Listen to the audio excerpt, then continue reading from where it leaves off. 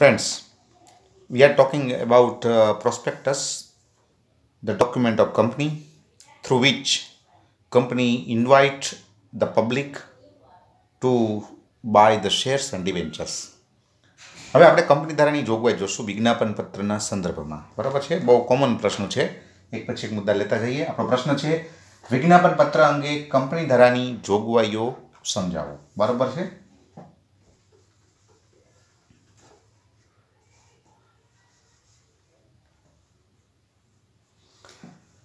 વિજ્ઞાપન પત્ર અંગે કંપની ધારામાં કઈ કઈ જોગવાઈ છે એની માટેના નિયમો. બરાબર છે? એક પછી એક લેતા જઈએ. ફોર એક્ઝામ્પલ, તારીખ. વિજ્ઞાપન પત્ર પર તારીખ લખેલી હોવી જોઈએ. બરાબર છે? બીજું, સહી. કોની સહી? સંચાલકોની સહી. બરાબર છે? કંપનીના જે સંચાલકો છે એની વિજ્ઞાપન પત્રમાં સહી હોવી જોઈએ. ત્રીજું, એમડી, મેનેજર્સ,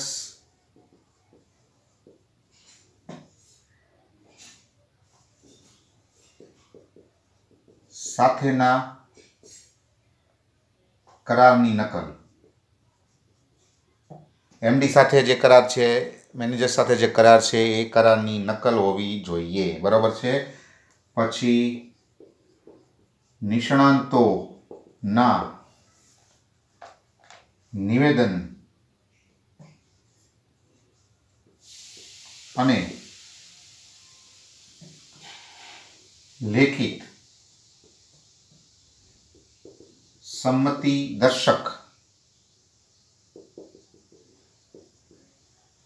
જે નિષ્ણાંતોએ વિજ્ઞાપન પત્રમાં કંપની અંગે નિવેદન આપેલું છે કે અભિપ્રાય આપેલો છે એની લેખિતમાં સંમતિ અથવા એનું લેખિતમાં સંમતિ દર્શક નિવેદન હોવું જોઈએ. બરાબર છે? Sorry, number 4, 5.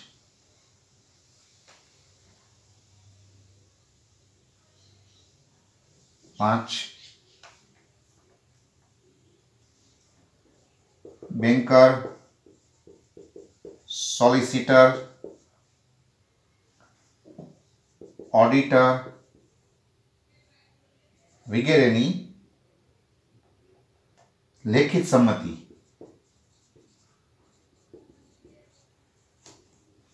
જે બેન્કરની નિમણૂક કરેલી છે એ બેન્કરની લેખિતમાં સંમતિ, જે સોલિસિટર છે એની લેખિતમાં સંમતિ, જેની ઓડિટર તરીકે નિમણૂક કરી છે એની લેખિતમાં સંમતિ હોવી જોઈએ. બરાબર છે?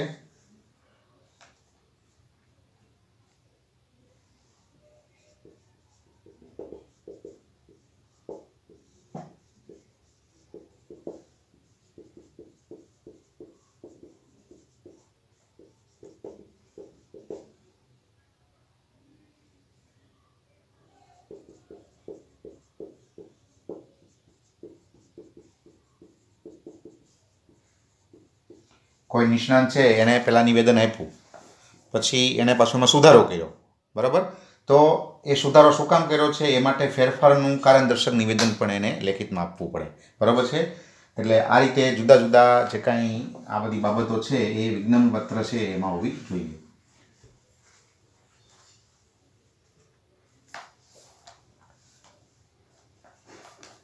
પછી નેક્સ્ટ,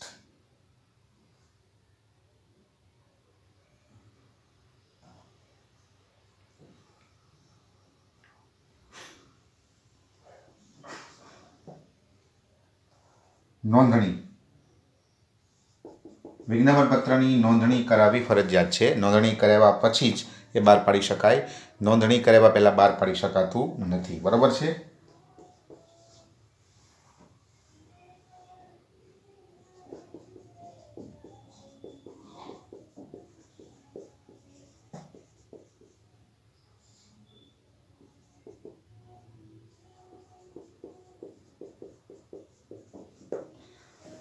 કંપનીએ રજિસ્ટ્રાર પાસે એની નોંધણી કરાવી લઈએ પછી 90 દિવસની અંદર એને બહાર પાડી દેવું જોઈએ. બરાબર છે? જો નોંધણી વગર બહાર પાડવામાં આવે તો શિક્ષાત્મક જોગવાઈ છે. એટલે કોઈ પણ કંપની જ્યારે પોતાના શેર ડિબેન્ચર બહાર પાડે અને એ માટે જ્યારે એને જાહેર જનતાને જાણ કરવાની હોય કે આમંત્રણ આપવાનું હોય અને એ માટે જ્યારે વિજ્ઞાપનપત્ર એ તૈયાર કરે ત્યારે એની નોંધણી એને રજિસ્ટર પાસે ફરજિયાત કરાવવી પડે. નોંધણી થઈ જાય પછી બરાબર, નોંધણી થઈ જાય પછી મેક્ઝિમમ 90 દિવસની અંદર એને પબ્લિશ કરી દેવું જોઈએ. બરાબર, 3 મહિનાનો સમયગાળો આપવામાં આવે. રજિસ્ટ્રાર છે એ વિજ્ઞાપનપત્ર છે એનો અભ્યાસ કરે, એને એમ લાગે કે બધું બરાબર છે, એઝ એ રૂલ અથવા કંપની ધારાની જોગવાઈ પ્રમાણે જ આ વિજ્ઞાપનપત્ર તૈયાર કરવામાં આવેલું છે, તો એ એની નોંધણી કરશે. અને નોંધણી થઈ ગયા પછી 90 દિવસ, મેક્ઝિમમ 90 દિવસની અંદર એને કંપનીએ બહાર પાડી દેવું જોઈએ. બરાબર, નોંધણીની તારીખ પહેલાં જો એ બહાર પાડવામાં આવે, બરાબર, તો એ વિજ્ઞાપનપત્ર ગણવામાં આવતું નથી અને એની માટે કાયદામાં શિક્ષાત્મક જોગવાઈ છે. તો એ ખાસ યાદ રાખવાનું. બરાબર છે.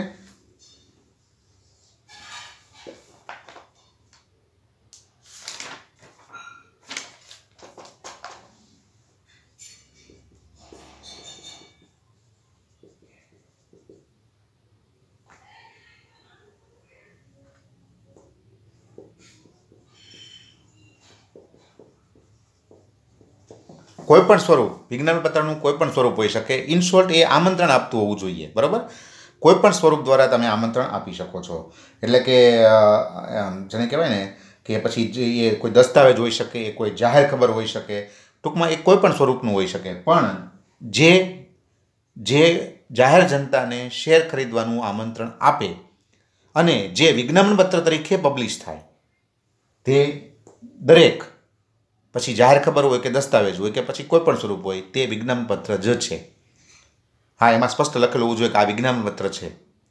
હા, એમાં એમ લખેલું કે આ વિજ્ઞાપનપત્ર નથી તો એ વિજ્ઞાપનપત્ર ગણવામાં આવતું નથી. પણ એમાં લખેલું હોય કે આ વિજ્ઞાપનપત્ર છે, આને વિજ્ઞાપનપત્ર તરીકે ટ્રીટ કરવું અથવા એને ગણવું, તો એ વિજ્ઞાપનપત્ર ગણવામાં આવે છે. બરાબર છે. ટૂંકમાં આમંત્રણ આપતું કોઈ પણ સ્વરૂપ અને એ પણ વિજ્ઞાપનપત્ર તરીકે પ્રકાશિત થયેલું હોય, ધેટ ઇઝ ઓલ પ્રોસ્પેક્ટસ. એ બધું વિજ્ઞાપનપત્ર છે. બરાબર છે.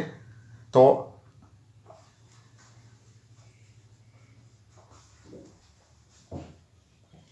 પછી એક એને જાહેરાત આપવી પડે કંપનીએ.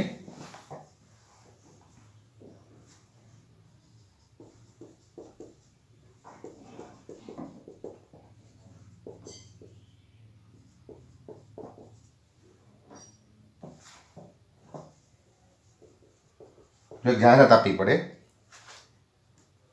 જે વ્યક્તિ બનાવટી કે હયાત ન હોય તેવી વ્યક્તિના નામે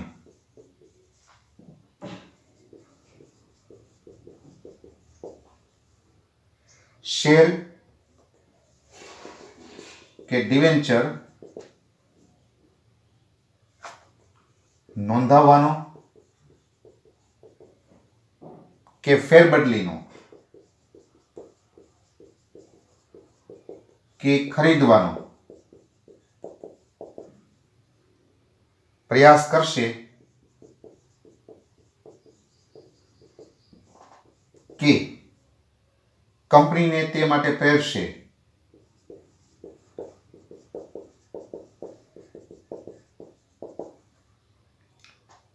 તો તે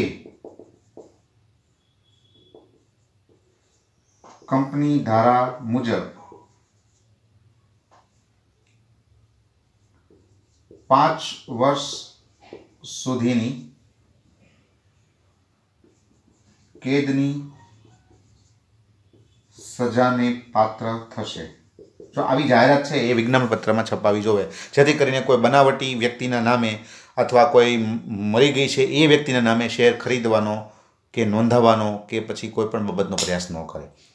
આ એક ફ્રોડ રોકવા માટે છે. ઘણીવાર એવું બને કે કોઈ વ્યક્તિનું અસ્તિત્વ જ ન હોય અને એવી કોઈ બનાવટી વ્યક્તિના નામે શેર ખરીદવામાં આવે, અથવા કોઈ વ્યક્તિ ગુજરી ગઈ હોય તો એના નામે શેર ખરીદવામાં આવે, તો એના દ્વારા ફ્રોડ થતા હોય છે. તો એ ફ્રોડને રોકવા માટે થઈને વિજ્ઞાપનપત્રમાં દરેક કંપનીએ આવી એક સ્પષ્ટ ચેતવણી એને આપવી જોઈએ કે કોઈ વ્યક્તિ બનાવટી કે હયાત ન હોય તેવી વ્યક્તિના નામે શેર કે ડિબેન્ચર નોંધાવવાનો કે ફેરબદલીનો કે પછી ખરીદવાનો પ્રયાસ કરશે, બરાબર, અથવા કંપનીને એ માટે પ્રેરશે, તો એ કંપનીની ધારા પ્રમાણે 5 વર્ષની સજા માટે એ લાયક ઠરશે. તો આવી જાહેરાત છપાવવી પડે, બરાબર છે. આ પણ એક જેને કહેવાય ઓલું છે.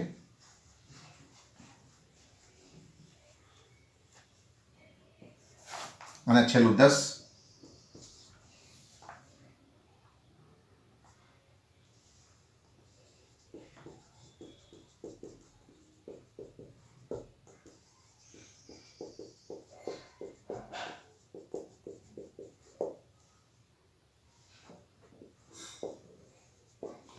જ્યારે કોઈ વ્યક્તિને વિજ્ઞાપનપત્ર મોકલવામાં આવે, અરજીપત્રક મોકલવામાં આવે તો એની સાથે વિજ્ઞાપનપત્ર મોકલવું જોઈએ. કારણ કે વિજ્ઞાપનપત્ર છે એ કંપની છે એનું આખું પિક્ચર છે, આખું ચિત્ર છે, અને એના આધારે રોકાણકાર નક્કી કરશે કે આપણે અહીંયા ઓફર કરવી કે ન કરવી, ખરીદવા માટે આપણે આગળ આવવું કે ન આવવું, બરાબર છે. તો વિજ્ઞાપનપત્ર છે એ જ મેઇન વસ્તુ છે, એના આધારે તે રોકાણકાર નક્કી કરે છે. તો તમે કોઈ વ્યક્તિને જ્યારે અરજીપત્રક મોકલાવો તો એની સાથે વિજ્ઞાપનપત્ર પણ મોકલવું જોઈએ. અથવા તમે એમ પણ કહી શકો કે વિજ્ઞાપનપત્ર મોકલવામાં આવે તો એની સાથે અરજીપત્રક પણ મોકલવું જોઈએ. કારણ કે વિજ્ઞાપનપત્ર વાંચે ને પછી એને રસ જાગે તો સીધું એ અરજીપત્રક છે એ ભરી અને કંપનીને મોકલી શકે અથવા ઓફર કરી શકે કે ભાઈ તમે અમને એટલા શેર આપો, અમે એટલા શેર ખરીદવા માગીએ છીએ. તો અરજીપત્રક સાથે વિજ્ઞાપનપત્ર મોકલવું જોઈએ. ટૂંકમાં બંને સાથે જ મોકલવું જોઈએ. અરજીપત્રક ખાલી ન મોકલી શકાય, એની સાથે વિજ્ઞાપનપત્ર હોવું જોઈએ. અને વિજ્ઞાપનપત્ર છે એ મોકલવામાં આવે તો એની સાથે અરજીપત્રક પણ મોકલવું જોઈએ. તો આ રીતે એની કેટલીક કંપની ધારાની જોગવાઈઓ છે જે તમે યાદ રાખી શકો, બરાબર છે. તો આ રીતે તમે ઓલું કરી શકો. એક પ્રશ્ન છે એ જાતે તૈયાર કરજો, બરાબર.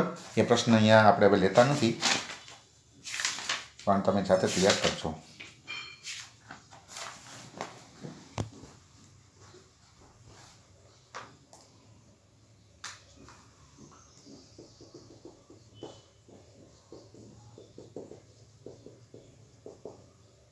પેલું, વિજ્ઞાપન પત્રમાં અસત્ય નિવેદન અંગેની જવાબદારી. એક આ પ્રશ્ન તૈયાર કરજો, બરાબર છે. અને બીજું છે વિજ્ઞાપનપત્રના બદલાનું નિવેદન.